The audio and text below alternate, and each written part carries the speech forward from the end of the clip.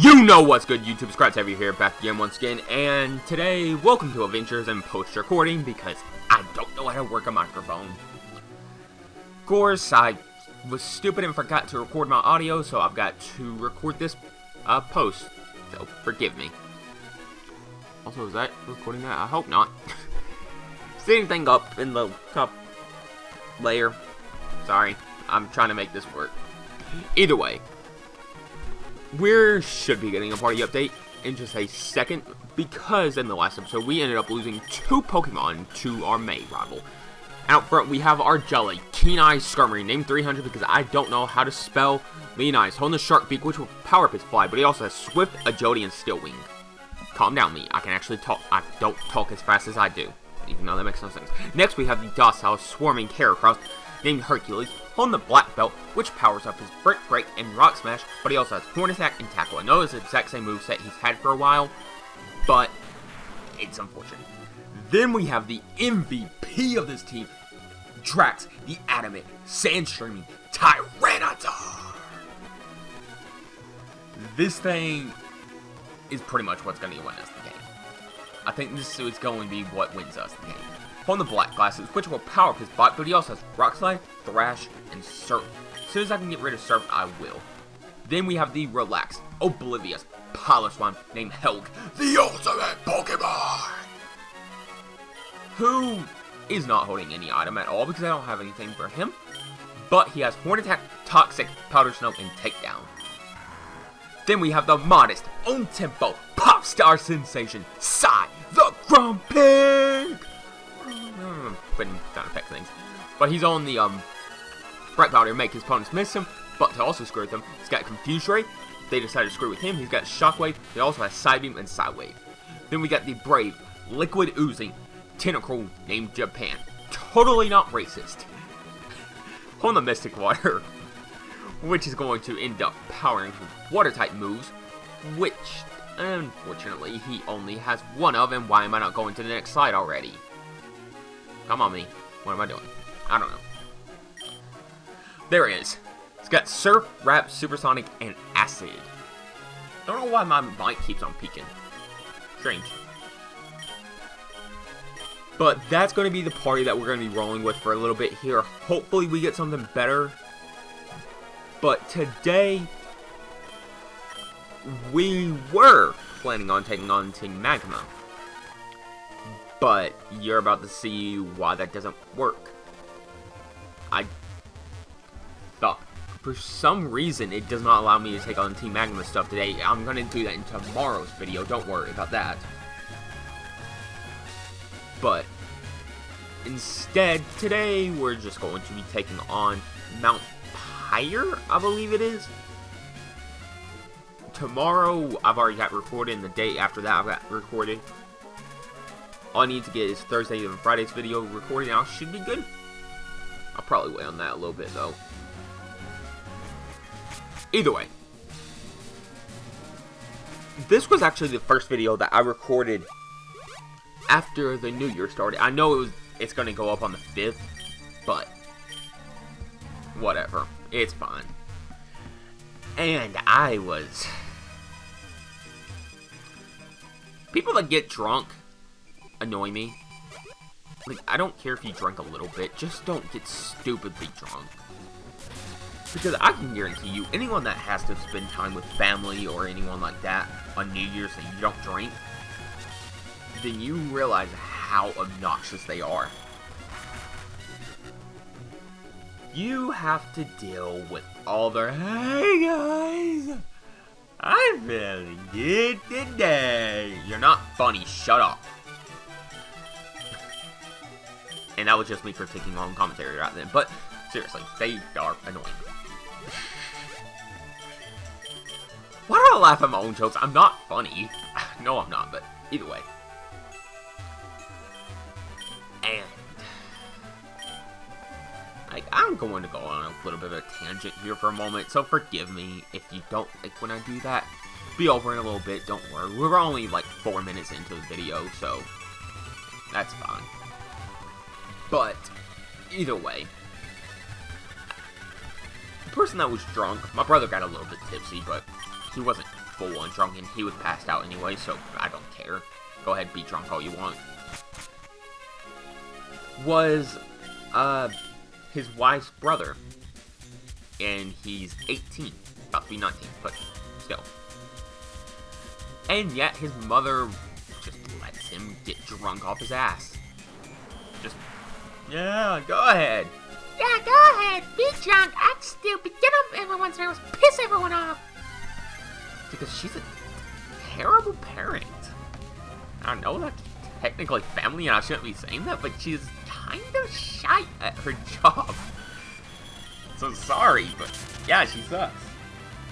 Because what kind of parent allows their kid to get stupidly overly drunk where they're almost puking? I mean, really? Why would you just allow that?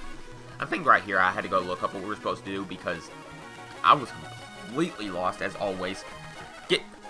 Whenever, assuming that we do get to Platinum and beat Emerald, assume that that's going to be a thing that regularly happens because I don't know anything about the Platinum game, about the 4th generation games at all.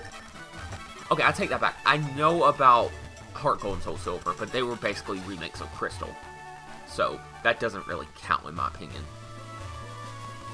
Because as I've gone on record to say multiple times, I've never actually played a Hoenn game. I've definitely watched a few Hoenn games, but, you know, Hoenn. Sinnoh. I've never played a Sinnoh game, but I've definitely watched a few people play Sinnoh games. But, in case you're wondering what's going on here, we have to get to Mount Pyre, but to do that, we have to get around Route 122, and we end up running into the Brava. This thing is... I was actually really psyched to see this thing. Because if anything happens to 300, aka Spartacus, or Hellwig, the ultimate Pokemon, then I have a replacement. Assuming that I do catch this thing, but I'm kind of, based off of my language, you can probably already tell that I'm going to catch this thing. I have a bad problem with that in post-recording.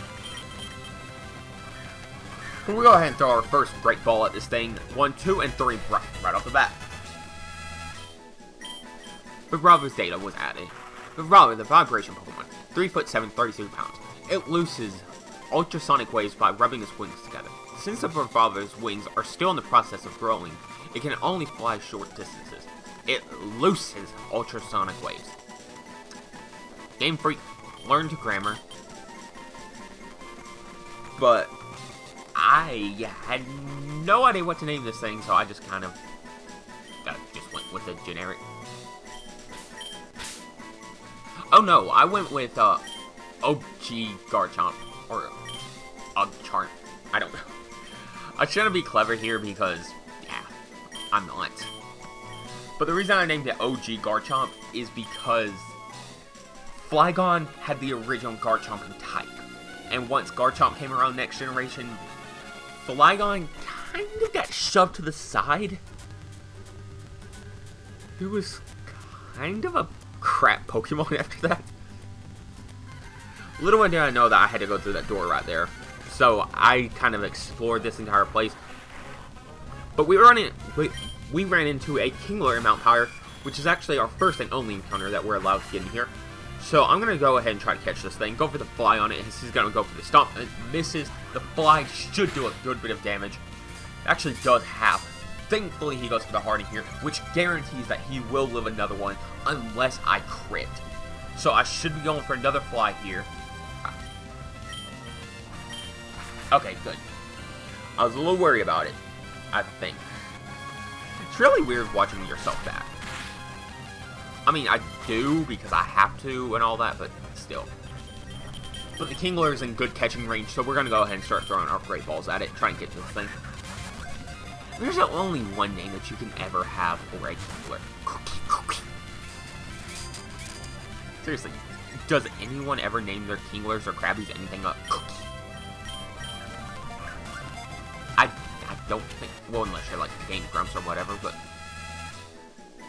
yeah, speaking of the Game Grumps, I've actually been watching their stuff recently, and it seems like they get a lot more drama towards them than they really deserve. What the hell? Oh yeah, I forgot that does that. I know that doesn't mess it up for you, but every 10 minutes if I'm not moving the mouse, it will just cut out, and that kind of sucks. But yeah, they restarted their Fire Red Let's Play of it, which is like, what, a year old? So, someone made a comment on their most recent one, whenever it first came back, saying, so wait, is the Grumps New Year's resolution to finish all the games that they didn't? And then, of course, JonTron people. If you have been a fan of the game Grumps for any amount of time, and you've seen the comments at all whenever John gets brought up, well, you know how that goes. Granted, it was kind of funny to watch, but still, calm down. It's not like they stabbed each other or anything. Either way. Yeah, but I've been watching a lot of them recently, and I don't know why. Their comedy is not my type of comedy, but at the same time, I absolutely adore it. Yeah, I put that up. I have to check if I put up the levels, because I'm doing post-commentary, like I said earlier. And I have to edit this before I start recording it. It's kind of weird. Like, I like doing it, but I prefer to live, because it's like double the work. And I don't have that much time. Today is Sunday at 4:03, and I can only record till about 7.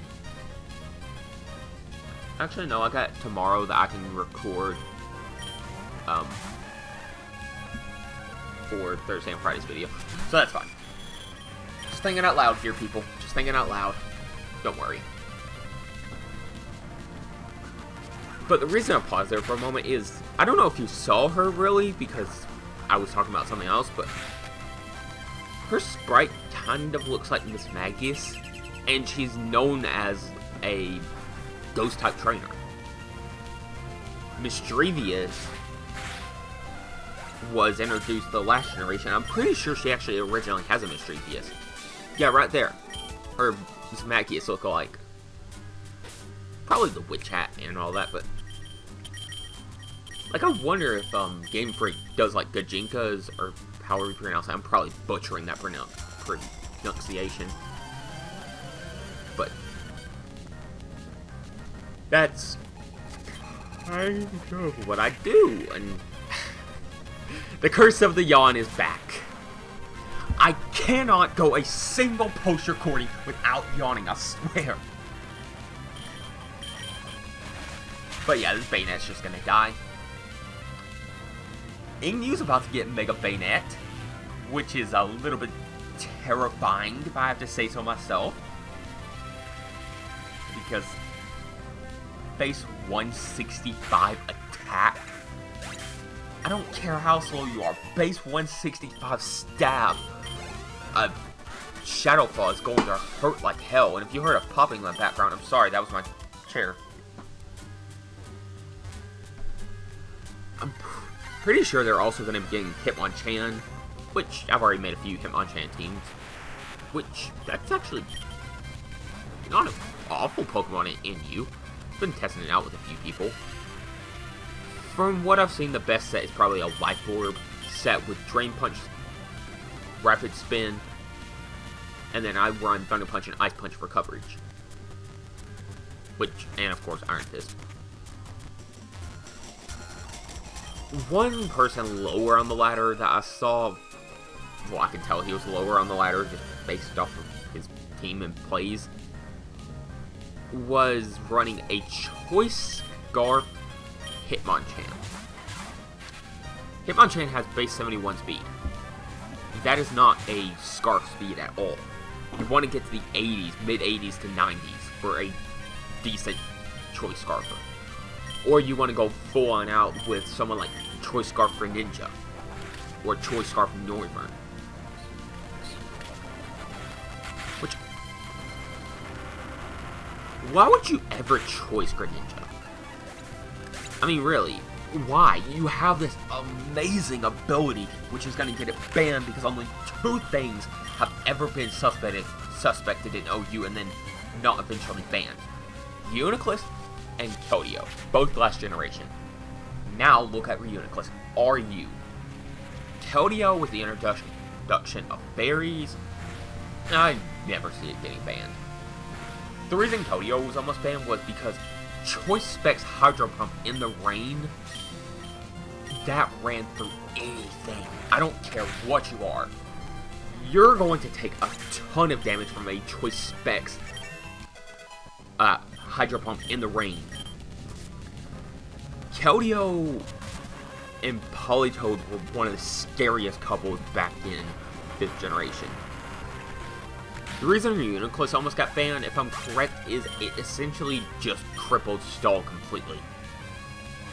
It made an entire form of play uncompatible, and yes, there is a little Caterpie on screen. I had like a little bit of a freak out whenever I saw that.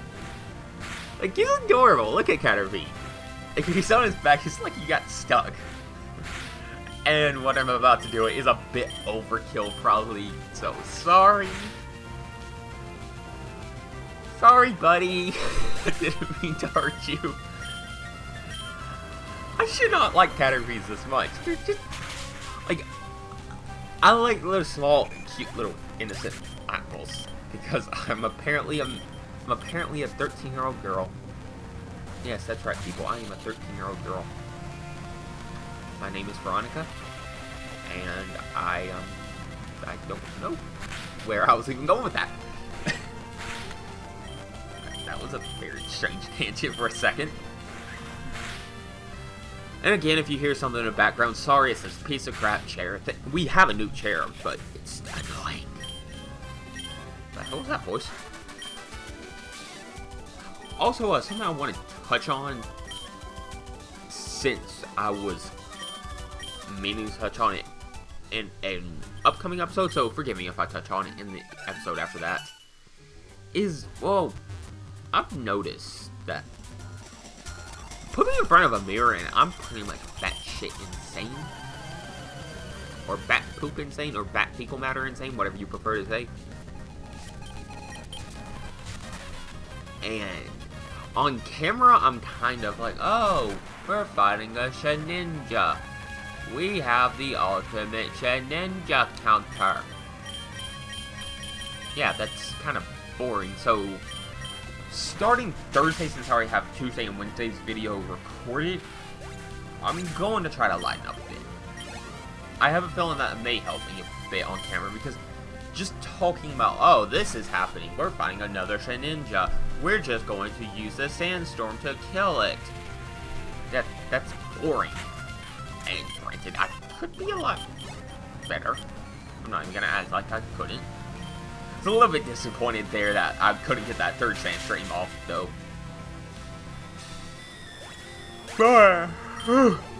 Jesus Christ, why do I yawn every single freaking time I record post-commentary? Post-commentary is the curse of me, I swear. It's the curse of the commentary.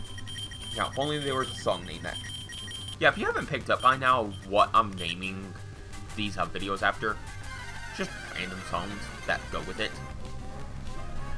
One good thing about that is I'm actually finding a new artist that I like.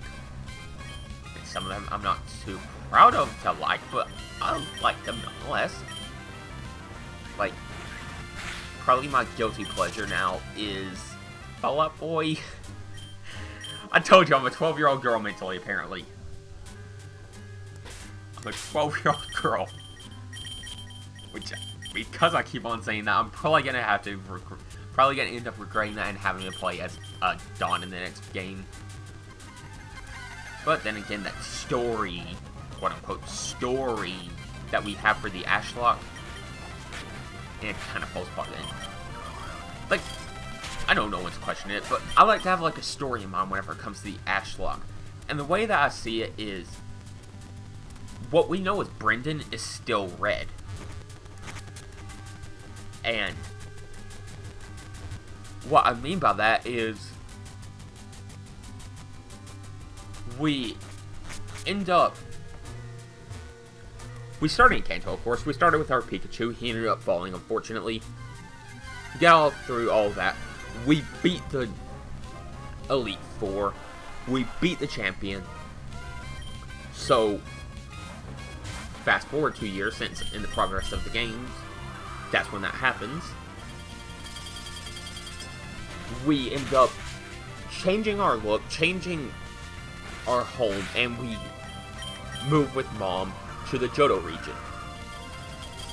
Then, fast forward past all that, do the exact same thing as we did last time. And when we face Red to make this actually canon or whatever in the Ashlocke, and yeah, I know I shouldn't be giving this Ashlocke an actual story, but you know what, screw it, I am. That was our demons from the past because we were having, like, regret for killing off a bunch of Pokemon. Yeah. Granted, do we have a lot of those Pokemon? Not really, but it makes sense in the context of my mind, and that's the best kind of place for it to make sense. Also, why can Psy learn Iron Tail? What is it gonna do, spring on its tail and smack you in the face with it? Because that actually sounds pretty painful. Yeah, I can see why it learns Iron Tail now. Never mind. But then after we beat our demons, we meditate on the mountain for a bit because I actually saved on top of Mount Moon. So, yeah. We then move to Hoenn, get us a headband, and restart our journey. You may be asking, okay, how does this make sense if the levels are reset? Breeding. Yeah, we bred them. Even after first gen, we somehow bred the Pokemon. We hacked the game. Yeah, that's totally what happened. Don't question me. Seriously, how did they not have breeding in first generation? Breeding was such an integral part of the games that... Why? I mean... Okay. I'm about to get a lot of... Rah! From the Gen 1 fanboys, but... You can't even say that the later generations do not improve on first generation. I love first generation. My personal favorite is second generation. The games piss me off, but the region, the story, and everything else, I love.